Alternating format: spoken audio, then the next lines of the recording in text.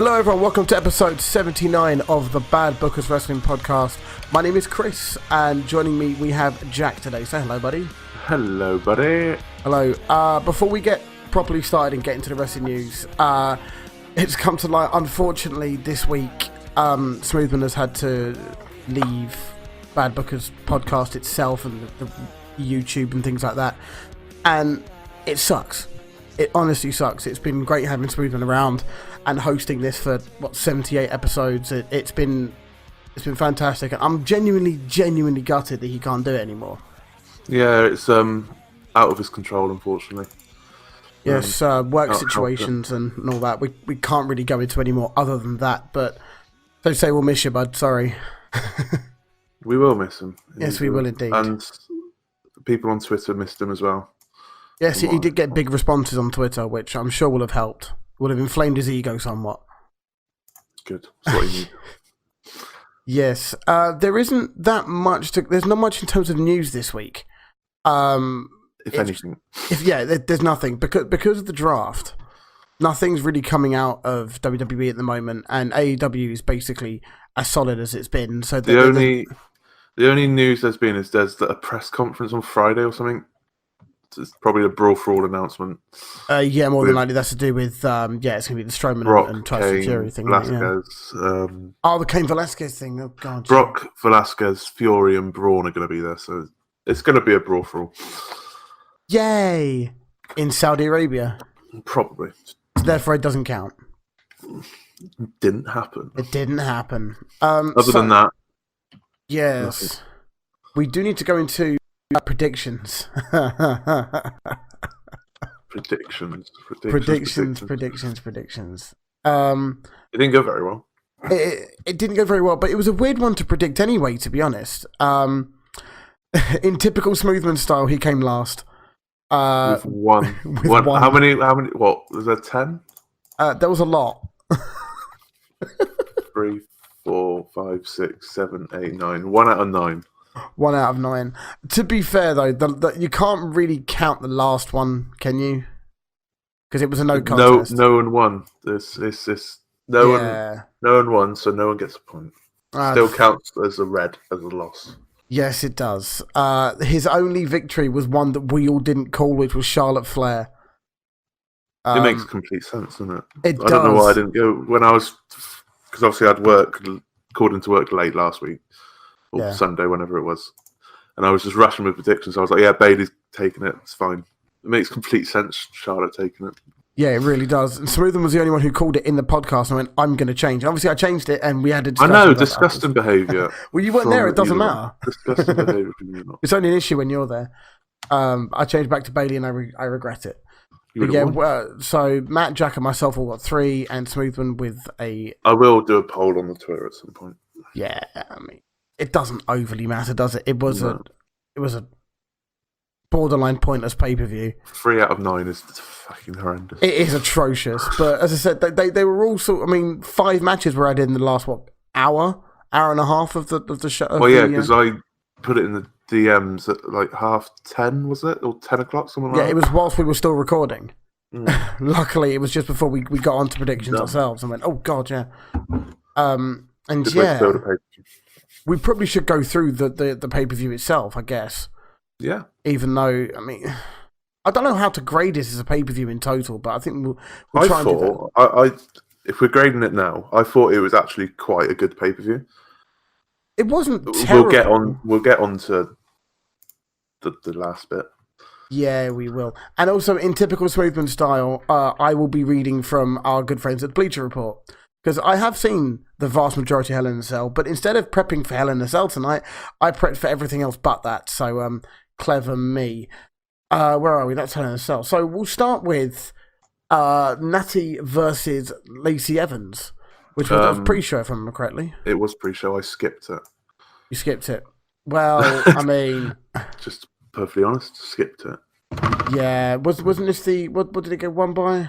Evans dominated it, and Talia fought back. And for Miss Moonsault, applied a trademark submission to Finn. The sharpshooter. It's just a Raw match, isn't it? It was a Raw match. And it wasn't a Raw match. It was literally a last woman standing match on Raw, which we'll get on to. Exactly.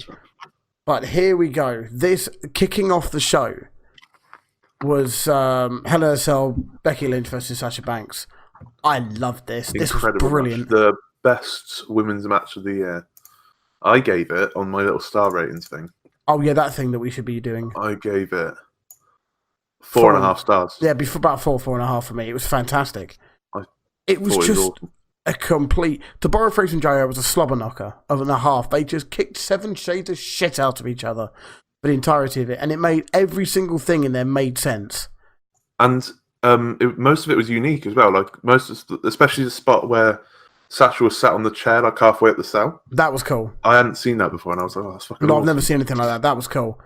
I get a feeling that there was something remotely similar in the Hell in a Cell tornado tag one between the Usos and the New Day a couple of years ago. Definitely kendo sticks in the corner kind of thing. Yeah.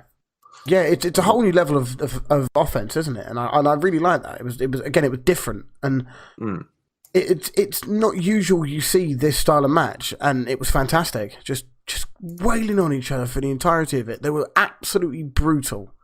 And apparently Sasha slightly had an injury off the back of that, supposedly. Allegedly is why she wasn't on Raw, I believe. I wouldn't be surprised. They both went all out. And determined. Oh yeah, and so's the Fiend, but we'll go into that another point. Bray Wyatt is supposedly a bit injured as well. Again, we'll probably go into that a bit later on. I don't really know what to say about it, to be honest. I mean... It was just, like I said, one of the best women's matches I've seen in a while. Yes, I was fully involved in it. I fully enjoyed it. Becky winning, I thought was a bit of a shock. We all had Sasha to win. I thought it was definitely Sasha going to win, but it didn't, because of how the match was. It didn't bury Sasha at all. Because obviously the whole idea of it. Well, Sasha's the heel. Sasha's just turned heel. She's just come back. Yeah. She has to win this, but this hasn't harmed her in any way. No. Definitely not. I mean, I guess that she tapped, but I mean, even then, that's loose because it's her finisher. So, what'd you expect? But yeah, it was because of the brutality of the match. It doesn't overly matter too much to me who won it, and I don't think it will harm her in any way. It definitely didn't take away from the match itself. No. And yeah, it seems a bit of a surprise Becky keeping it, but I'm enjoying Becky again. So I am, yeah. And this harks back to a proper Hell in a Cell match. Yeah. From the older ones, the older day ones. I really enjoyed it. Yeah. I agree. Indeed. Should we move on to the tornado tag? Because that's next on the card, I presume. It was all right. Again, yeah. It's weird to really sort of dissect the entire thing when it was a good match. There wasn't anything particularly stand out from it, but it was good. Roman's spear to Rowan, like announce table to announce table, looks awesome. Oh yeah. But other than that, it was a pretty average match. I mean, I guess what stands out was the hug it out bit afterwards, which cements Daniel Bryan as a face again, which I kind of dig that. I think, because I did enjoy, as much as Matt hated it, I did enjoy Daniel Bryan's Eco Warrior run. Even though it was heel, it was still really enjoyable. Daniel Bryan had actual character again, which was nice to see, and you could tell he was really into it. Yeah, he didn't have to be a heel to do that, so it's good to see. And yeah, I'm happy with it. And it's that heel run was something different. It freshened him up a little bit and made him.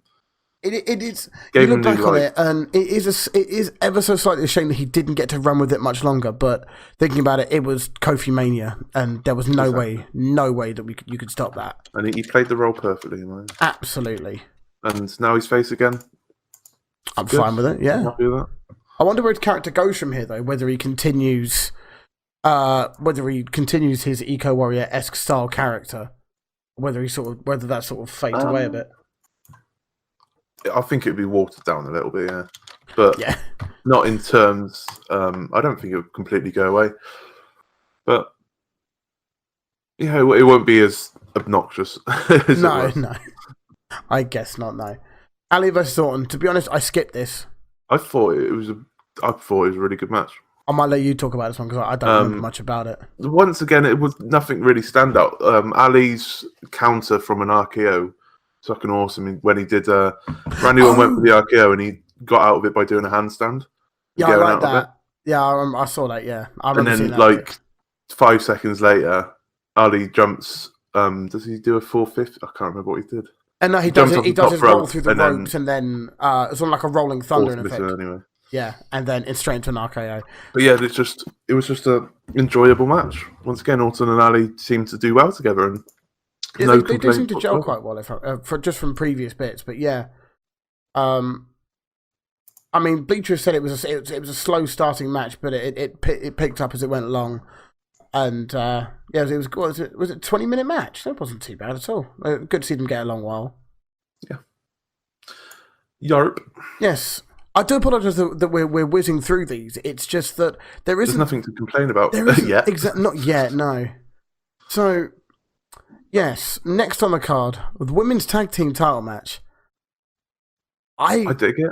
I'm not gonna lie, I really like this. It was a complete surprise. In my eyes, literally in your eyes, in everyone's eyes, to be honest. And it gives new relevancy to Asuka and Kairi Sane, which is desperately needed. And no Paige. Yeah, which I thought, especially on the SmackDown afterwards as well. Was it SmackDown or Raw? Raw. Yeah, we haven't had SmackDown yet, have we? No, to be honest, with everything that's there is, I guess, a little bit of news. Sorry to segue away from everything, but one of Paige's brothers has gone a bit mental. Oh, you've been slagging off Regal, haven't they? Yeah, and Regal's not one to take things very public, but he has done considerably over the last sort of 48 hours. Yeah, I don't know the ins and outs, but I did see that. Yeah, from what I gather, one of Paige's brothers, I don't know which one it is. I don't think it's the one that supposedly that's sort of one of the main features in the movie, but accused William Regal of holding him back from blacklisting him from a WWE trial. Right. And then it went on to accuse him of being a racist and things like that.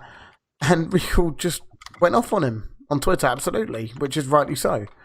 Something about assaulting a WWE employer or something. Yeah, That's why Yeah, Regal accused him of threatening to assault a WWE employee, which is not a good thing to do, to be honest. And then he had a go at Wrestle Talk TV as well for spouting utter nonsense, which is along the same sort of vein as well. But anyway, back to the match. So yes, the Kabuki Warriors are now heel. I like that. They needed it. If they were going to continue being face, Asuka would have been on her YouTube channel a lot more than she would be at the moment. But yeah, we're getting full blown Asuka heel, which I kind of like to see. This mist stuff. She looks absolutely mental when she's got that sort of green shang outside of her face, and it looks cool. I really like it. I dig it. And then back, they referenced it on commentary. I can't remember if it's in Hell in a Cell or on Raw, but like the Great Muta doing it and previous Japanese legends doing it. Do you realise now that every Japanese wrestler on the WWE roster is now a heel? I'm not surprised. It's Vince McMahon, after all. I'm not surprised. Every single one. So yeah, it'd be weird seeing. Except Kushida. I guess. He's the last one. He will though. Give it a year. Enjoy the Imperium soon. But yeah, again, it was a fine match. It was a total shock. Was not expecting. Was not expecting it. And a heel Kairi Sane as well, which will be interesting to see down the line. Yeah, I'm more excited about Asuka. Oh yeah, I know. And I mean, I assume this is a way to transition her from face to heel, and then she'll transition out the tag division and become a main event player again. I think this is how they're doing it. Fingers crossed. Yeah, and I think this might be the end of Cross and Bliss as well, and Bliss is going to end up becoming one of the main eventers again. Well, they need it. Other than, like I said a few weeks back, other than the Four Horsewomen, there's nobody really. Nobody ready, or in their eyes ready. They need Cross and Bliss could go to different brands. I think that's what's going to happen. I think that might be the way to split them up. Bliss go back over to SmackDown, as that's the A show now. Yeah, Cross can do her thing on Raw. Yeah, and I'm sure that she'll unfortunately she'll probably end up with the Ember Moon treatment, which is sad, but possible. Yeah. Next, we had the Viking Raiders and the OC. Again, fine match. It was a Raw match. Strowman, wasn't it? Strowman and the Viking Raiders versus the OC.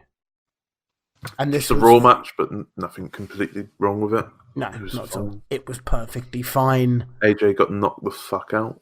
Yes, of course. And wasn't this the Tyson Fury bit, or was that SmackDown? That was SmackDown, wasn't it? So AJ jumped off, went to do his phenomenal forearm, and Strowman clocked him with a right hook, and they kind of led that into the whole Tyson Fury thing. Yeah, which makes sense. And then AJ was wobbling all over the place. Oh God, the post match where he's... I'm enjoying this. I do like him. I'm enjoying AJ as a heel again.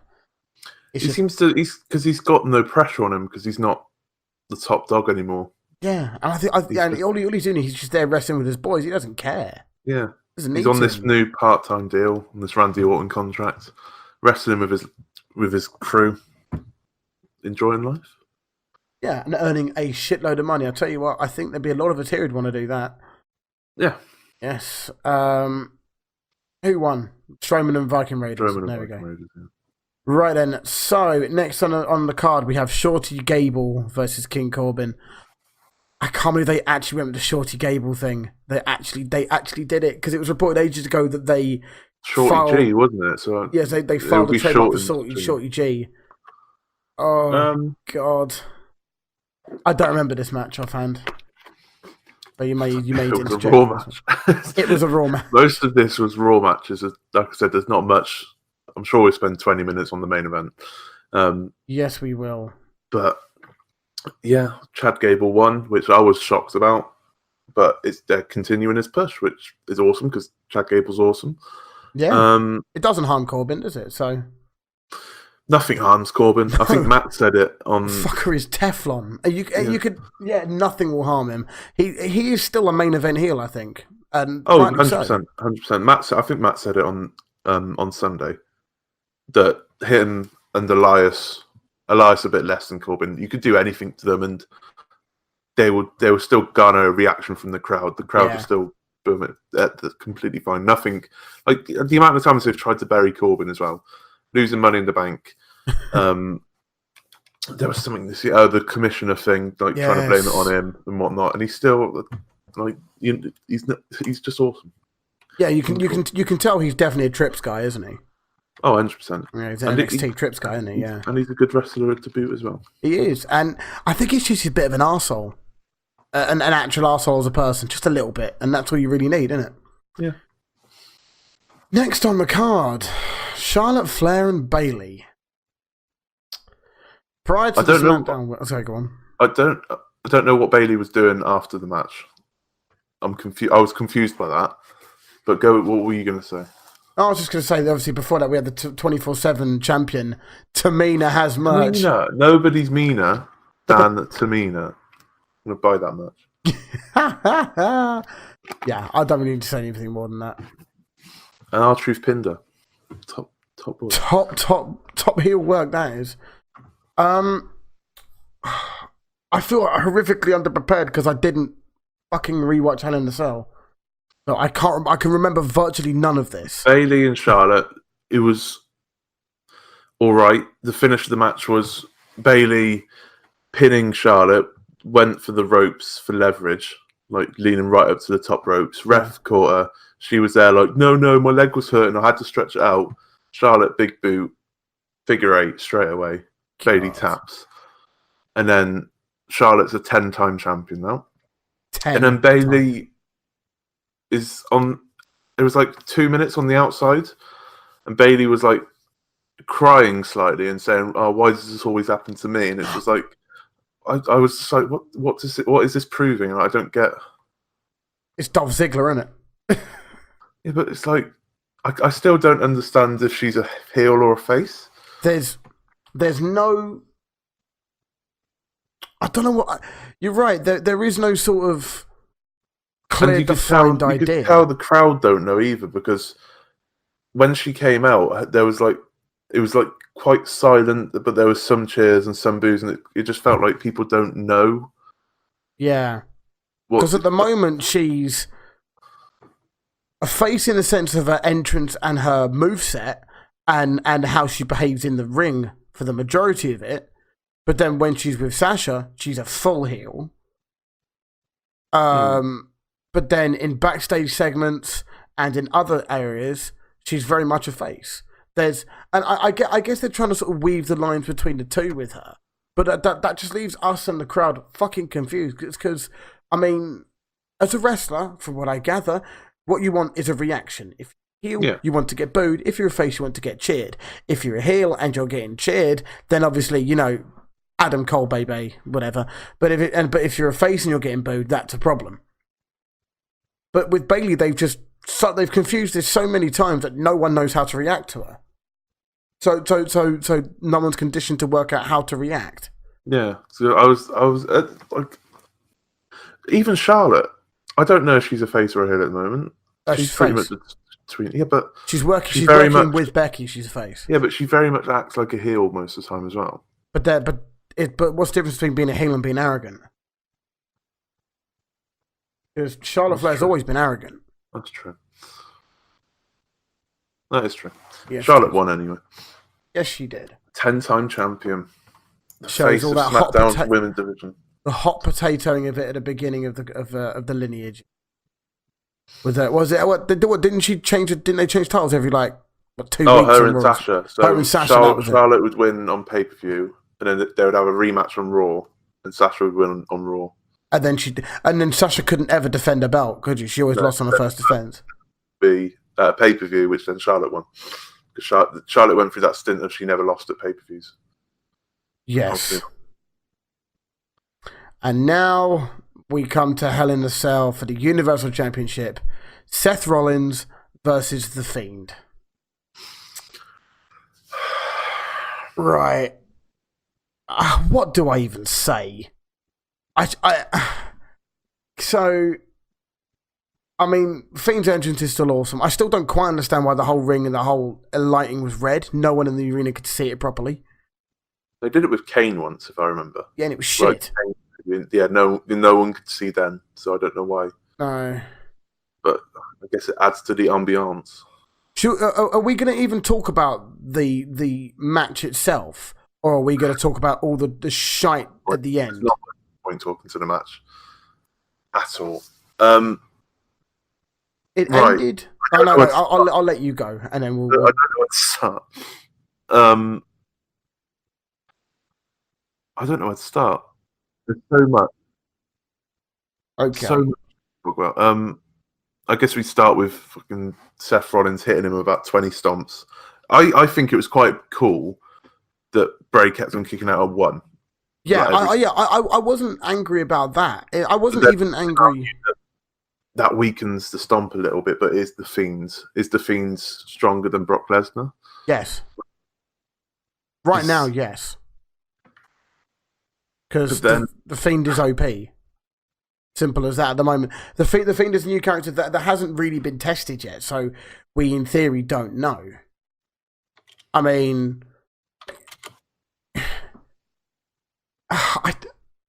I don't know what to say about... I don't know what to say that hasn't already been said. Right, we all knew. I think... It was weeks ago, it's going to end in a no contest. No one went with a no contest because we're idiots. But the way they did it, very much was like, Seth's been DQ'd here. This is fucking bullshit. Yeah. And the crowds were very... I think the crowd could see it coming as well, because the boos didn't start at the end. They started when he started to stomp. Yeah. Constantly, and they felt it coming. Well, I don't think they felt the no contest coming. I felt, or the DQ coming. I think they felt that Seth was going to get the upper hand here, and they're going, well, no, this is ridiculous. Seth should not be getting the upper hand on someone. Bear in mind, for the last, month, the Fiend's been coming out and terrorizing Seth to the point where Seth is a blubbering little mess in the corner going, every 2 seconds. So, and then to all of a sudden turn up, rise up to the occasion and slay the Fiend or the Beast or whatever. It doesn't sit right. This should have been a burial. If they were going to go... If it was the other way round, maybe with Bray hitting Sister Abigail's over and over again. Yeah, and like just destroying Seth, and the ref was like, "Nah, Seth's literally going to die." I would have accepted that. I think that would have been fine. But I don't think it would have been fine. It would have been a bit of a cop out, but there's no way it would have ended with bullshit in AEW charts. Yeah, it would have been okay, this is ridiculous. It would have been like, oh, fuck, the Fiends just murdered a man, and it's Seth Rollins, who's not exactly the most popular at the moment anyway. No, so people wouldn't mind. And then he win the title at a later date. It's just Seth Rollins, man, isn't it? I mean, it's Roman Reigns again, isn't it? It's the Roman Reigns treatment. Yeah, it is. It's the new Roman Reigns. Do you remember? What was it? No. I was about to say something, then I realized it's completely irrelevant. Or it's LOL Cena wins. It's no matter what, there's always going to be the outcome where Cena ends up on top. Reigns is on top. Rollins is on top with this one. Because he's still got the belt. But the thing is, they put themselves into a corner. And I said this the day, because it was thrown around on Twitter that the Fiend wanted to challenge, or the Fiend had challenged Seth. And nothing was made public, or it wasn't like a full announcement. But I was going, how are they going to do this? We were all doing it. How the fuck are they going to do this? Because the Fiend is a new character, so they can't let him lose. Because otherwise, you kill any momentum. You honestly, if he would have lost that, clean or unclean, that would have been a complete burial of the character, and forget it. That's it. Game over. No one cares anymore. But if Rollins loses, they lose their face of the company. And do you want the Fiend to be the face of the company on their flagship product, Raw? No, he already is. He's on the whole SmackDown adverts and Raw adverts, and. But okay. I don't think he's but if he wins it now, who takes it off him without making him look stupid? Yeah, no one can. I don't think anyone at the moment wanted him with the belt. It was far too early. I think everyone agreed as soon as they announced it. It was far too early. Yes, and then at that point, so the only way to do it would have been that way. It's the reason I went Seth, because it's like, well, if they put it on the Fiend, how are they going to work it? There's no way they can work it properly. It's just, I guess you could say it's a case of they've seen it's popular and like, oh, yeah, everyone's going to want it to be top title. It's just like, no, just build a story, build a character. You've done fantastically so far, and now you've potentially screwed it. I don't think the Fiend's completely dead. No, I don't think it's at all.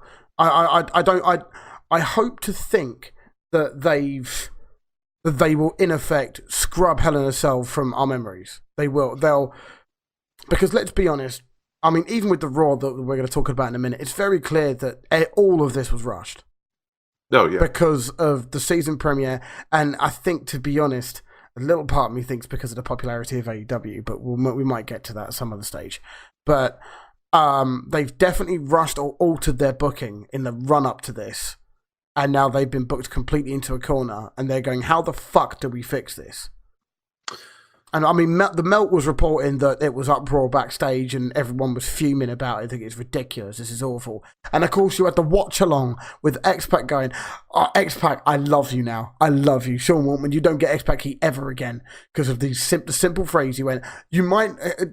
during the watch along, right at the end, when you see it happen, everyone's in shock, going, what? Or the WWE shills are like, oh, well, he probably just stopped the match. It looks like a DQ. X-Pac just sits there and goes, you might not ask me to be on this again, but how the hell do you get freaking DQ'd in a Hell in a Cell? And then everyone just says nothing, because they go, like, oh, I can't think of it. What? Well, I mean, because you look like a tit if you're sitting there watching that and then going, oh, yeah, brilliant job, WWE, good job. It just... No. Yeah, Fiends will be all right. It's just... Seth's done. I'm sorry. That is... Done. Do you link it in the DMs, the video with him staring down? I think you did, didn't you? Yeah. Him staring down the crowd and whatnot. It's not Seth's fault. Seth's just doing what he's told. I know. And you even... Matt's very much an anti-Seth guy at the moment. Yeah. You know what he's like, though. It's literally... Seth's just being told what to do. It's a bit like what Roman was just going out there being told what to do. You're going after the wrong guy. You need to go after... I know, but unfortunately he's the exact embodiment and the representation of what's wrong. And it's such a shame, because again and again and again, Seth doesn't have a character. He doesn't have. He does. His character is I'm good at wrestling. That is his character. No. No. Good at wrestling and bad at social media. That's my character. I mean, you've even got the likes of Roman Reigns in an interview, and I saw some of this. I saw like the quotes of it from Twitter, going, "Seth's a great guy. Sure, he shoots his mouth off sometimes, but his heart's in the right place." And you're like, "Yeah, do you need that? Do you need to be defended like that? Where you're having Roman Reigns, the guy who was the poster child for everything anti WWE." Defending you now, because that's what it's getting to. I mean, having stare downs with the crowd where they're shouting at him and abusing him. It's not. I agree. It's not fair on Seth, but unfortunately, that's the position you're in, where you're paid millions and millions of dollars to be the face of the company holding that championship. Sorry, tough shit. He is the top babyface at the moment. Now that Kofi's gone as well, but Kofi was never on the level of Seth in terms of being top guy. No. It's going to take a hell of a lot to get people back on board with Seth. And I mean, don't get me wrong, because we're going to start it off by a Roman Reigns versus Seth Rollins match on SmackDown. Who wins that? Is that a DQ finish as well? Like, no, the Fiend will attack both of them, I reckon. But I have nothing else to add to Hell in a Cell. It was just. I thought it was a decent show, good show, like above average. Nothing went wrong at all. A standard B show. Yeah, just it ticked along nicely. The matches were there. There were some surprises in there. Everything was fairly clockwork. A fantastic match opener. But people just remember the main event because it's the last thing that happens. Yeah. And I think everyone was so excited to see the Fiend tear the ever-living shit out of Seth as well. Yeah, which he should have done. Yeah. Like I said earlier, if it was the other way around with Bray completely murdering Seth, yeah, and Seth being away for like a month, and then they were like, "Does he relinquish the title? Or does he not?" I think that would have been a great way, because then what you have is they say, I don't know, whoever is in charge of Raw publicly in that, maybe Heyman. I don't know whether he comes out as a GM or whatever. The GM goes, right, okay, Seth is not appearing. Seth is injured. Seth is out for a while. We have now got a vacant WWE title. So now you have the Universal Championship vacant on Raw. You guarantee there's going to be views on that, because they're going to have, they'll be having a tournament, or they'll be having rumbles, or they'll be having drafts. I don't fucking know. They'll have something different to go into. Or something different coming sort of further down the line, rather than having Seth come out going, I was lucky to escape him. I survived him, though. Yay, go me. Because the next stage, or the other thing that will happen down the line is the Fiend will end up attacking Seth again. They'll have another match and Seth will beat him clean. And then that'll kill him. That'll be it. And it would further kill Seth, and it would kill the Fiend. Yes, it would. Where do you go from there? You go to Raw, believe it or not. Stick it on Brock again. There you go. Have them all both. Yeah, man. Give it a trips. You then go to Raw, which starts with another cuck session. I'll say another cuck session. It starts with a cuck session. Screams attitude there, and it's just like, no, I don't want it. Go away. Oh, I don't like it. A strange way to open Raw. I kind of like that it started off with Rusev in the ring, and then what is it? Corbin and Randy just start beating on Rusev. Yeah. And then strange way, but yes. And then you have a camera cut to Bobby Lashley in a bedroom in Rusev's robe, getting into his bed, and then Alana getting into bed with a wild Lana. Getting into bed with Bobby, and then removing her clothes in a very Attitude Era-esque way. Welcome to the Attitude Era, boys and girls. Matt wanted to go on a massive tirade here about how Heyman twat, etc., etc., but unfortunately he's not here this week, so if he's here Sunday, he can go into that tirade there. Oh, yeah, no doubt. Wow, Bleacher gave this an A. Really? Oh, of course, because Rusev kicked the shit out of Corbin and Orton, and that was cool. And I guess this elevates Rusev quite a lot and gives him something to do, which is good to see Rusev back on TV. Kind of like that, but now that he's an American citizen, of course, USA. What happens? The storyline is trash, completely trash. But Bobby Lashley cut a pretty good promo. He did. He was. It's almost like he was laughing halfway through it, though, which is a bit irritating. But he wasn't terrible. It flowed quite well. It was not like a Bobby Lashley of such. And Rusev sold it really well by being absolutely pissed off and destroying two top guys.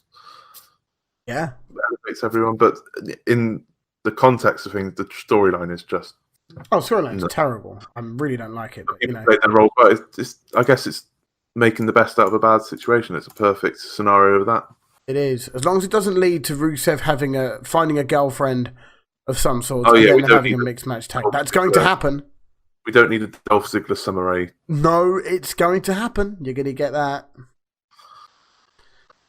Next up is Lacey Evans versus Natalya again in a last woman standing match. 8th match they've had or something in like 2 days. I'm not going to lie. I really like this. I thought it was all right. I thought Lacey Evans dominating the whole match and Natty getting up at 9 like 10 times was a bit much only for Natty to win. Yeah, but I mean, it doesn't harm Lacey too much. I mean, because they're clearly putting a lot of stock in Evans now because they're putting her with Natalya all the time. Obviously, Natalya. No one cares about Natalya as Natalya the character, but as a wrestler, she's very good at what she does, and you can tell that she's almost an enhancement talent now. Matt would go on a tirade just about that. I can give a fuck. He can say what he likes, but he's not on the podcast tonight, so fuck him. Yeah, Matt. Yeah. Fuck you. Yeah. To be honest, he gets home at 10 o'clock. We can get him on if you really want. I'm sure it'll be fine. Yeah. So yeah, Lacey basically spent her time kicking the shit out of Natalya, and then I did like her getting thrown onto the new sort of vert ramp that's in the Raw. Oh, she just slid down. Yeah, I kind of like that. Darby Allin would love that. Yeah. And then of course it ended with Natalya powerbombing Lacey off the side, win. Simple. It was a good match. Yeah. It's fine. Viking Raiders against Dolph Ziggler and Robert Roode. I mean, Viking Raiders are awesome, but they're coming for the... I thought this was a good match. Yeah. They're coming for the titles next week, I think. I think it's a title match. match. We confirmed later on the show that tag team title match between the two teams. And that'll be it then. That's the end. That'll kill Roode and Ziggler, who are basic transitions to Viking Experience or Viking Raiders. And I'm fine with that. Simple. Good match. And it'd be great that they're champions. Yeah. In what has been known, which I will now call the fillerist of filler content I've ever seen in my life, the Singh brothers call out Aleister Black. Because reasons. Aleister Black gets called out by the Singh brothers for reasons I don't quite understand, and then Aleister Black proceeds to kick the shit out of them. The end. That's the end of that one, really. A 6-man tag match, Lucha House Party versus the OC. Lucha House Party getting more TV time. I figure on the basis they're the only tag team that's got more than 2 people in it. Yeah, they need 3-on-3s with the OC, don't they? So yes. And yeah, it was fine. Again, decent match, I guess. Filler. You said earlier on the DMs this Raw was just filler. The entirety of this Raw was filler because of the draft next week. Or the draft starting this Friday and continuing into next week. So the whole of this Raw was a complete filler. A draft showcase, as they were mentioning. Like, yeah. And then, okay, Miz TV, Charlotte Flair and Becky Lynch. I mean, okay, but then the only good thing to come out of this was Asuka and Kairi Sane coming out and spouting Japanese, which I dig that. I do love it. I do. I remember when Asuka started doing it again quite recently, a little while ago. Like, yes, this is the Asuka we needed. We need shouty Japanese angry Asuka. And instead now we've got shouty angry Japanese Asuka with Kairi Sane. I get it. I'm fine with it. I think Paige hasn't completely left them. Oh, I think she has. I think that's it. But I think it... I know everyone's been. I know we spoke before about theme music and things, but this is now the perfect time to change the theme music. Oh yeah, they're full on heels now. Change the theme music. Get it done with. A especially blend of the two themes. Very much facey. Yes, Kairi Sane's theme is very face. Work as both heel and face, but Kairi Sane's very much. Look at me, I'm a face. I mean, she isn't in her pirate gear anymore at all now. She's gone full sort of tassels and bright colours and things like that. So almost Kabuki-esque. But yeah, fine. And then it led to a match, which is fine. And then it was a decent match, which then led to which was won by Kabuki Warriors with another Asuka spitting green mist in Becky's. I say spitting in her face, spitting above her face, and just slightly onto her face afterwards to make it look like there was enough green on her to take the pin. It was fine. Yeah, Kairi Sane was the one to pin Becky, which I guess Kairi Sane's #1 contender now. Yeah, definitely. Has to be. But then they decided to beat up afterwards, and then Bliss Cross came down to make the save because, sense in a sort of normal sort of way. Speaking of, how do I put this? Speaking of showcasing talent, the WWE Draft Showcase, Ricochet versus Apollo Crews, which lasted, a couple of minutes with Ricochet winning quite quickly. Simple as that. Yeah, I mean, makes complete. You're not going to have Ricochet lose, are you? It's Apollo Crews at the end of the day. And then it ended with the Tyson Fury. It ended with Tyson Stone Cold Mark II, also known as Braun Strowman, and Tyson Fury in the ring with each other, shouting at each other, and then proceeding to try and hit each other. And then this. Do you give any sort of shit about this? Oh, I'm a massive Tyson Fury. I'm a big boxing fan. I like Tyson Fury as a boxer, sure. I don't like him anywhere near a wrestling ring. I love it. He'll sell anything, and that's what wrestling is. Well, isn't this a precursor to sell for Deontay too, isn't it? I don't know what's going on there. I assume they're going to have a rematch at some point.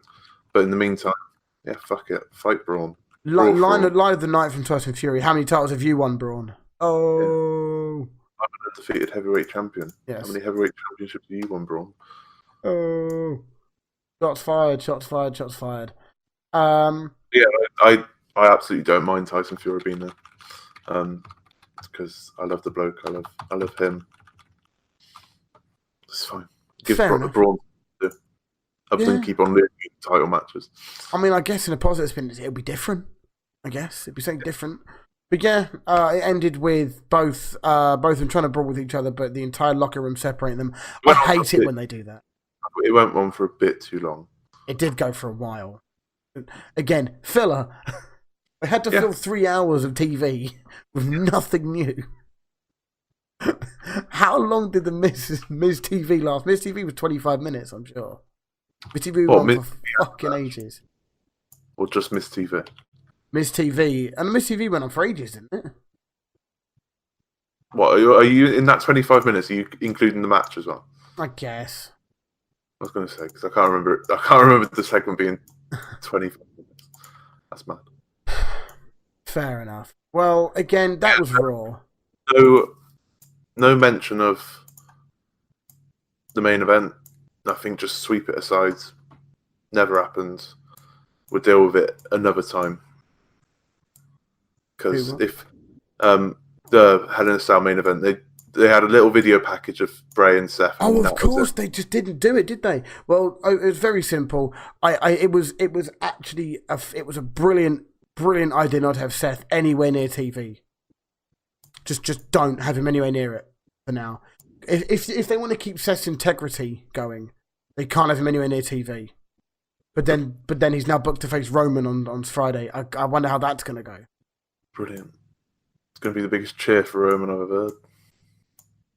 I mean, the only thing that I can see positive coming from this is that Fiend's going to come and attack, and then the two of them team up and do Shield-esque moves on them. Yeah, but that just buries Fiend further and further down, if I'm honest. I don't know, man. I don't know. And then Roman's finally getting cheered. People aren't booing Roman. And then teaming up with Seth is just going to get booed again. It's a weird thing. I mean, we're not going to do NXT today. We'll do NXT and AEW and all those ones on our Sunday podcast, which will be out Sunday night, I believe, pending any upload issues. I don't actually think there's anything else to add, to be brutally honest. So they released, this probably should have been in the news. They released the rules for the draft. Considering we're talking about Raw, might as well get it. Okay. So Sean Ross Sapp, I think it was on the WWE website, but Sean Ross Sapp has taken a screenshot, so it's easy to view. So if I go on his thing, so the WWE draft rules. So more than 70 superstars, including tag teams, have been placed into this year's draft. 30 superstars will be eligible to be drafted tomorrow night on SmackDown, while 41 superstars will be eligible on Monday Night Raw. Since Friday Night SmackDown is a 2-hour show and Monday Night Raw is a 3-hour show, for every 2 SmackDown picks, Raw will get 3, which makes sense. More TV time needs to be filled. Okay. Tag teams will count as 1 pick unless Fox or USA specifically wants to pick 1 superstar from that team. I like how they're putting the emphasis on Fox and USA. Yeah, so it's almost like it's a battle between the 2 networks as well. I like that. It feels like an actual battle between the 2 brands, battle between the 2 networks that fight out trying to get the best people. And then it says, lastly, any undrafted superstars will be immediately declared as free agents and able to sign with any brand of their choosing. So NXT included, I assume. Interesting. Okay, yes. In storyline, Roman versus Seth, I believe, is to determine who gets the first pick. First picks, yeah. So usually actually top champion, isn't it? So I assume it would be SmackDown. I assume Roman will win SmackDown, and then Brock stays on SmackDown. That's what I'm assuming. Because Roman and Brock stays on Raw. So okay, then who do you think will be the first 3 picks for each one? Oh, SmackDown. Brock. I guess you got to have Charlotte because she's SmackDown champion. So Brock, Charlotte, and they have to have a surprise. Otherwise, it's pointless. I guess so, yeah. I can't think of any surprise. Brock, Charlotte, and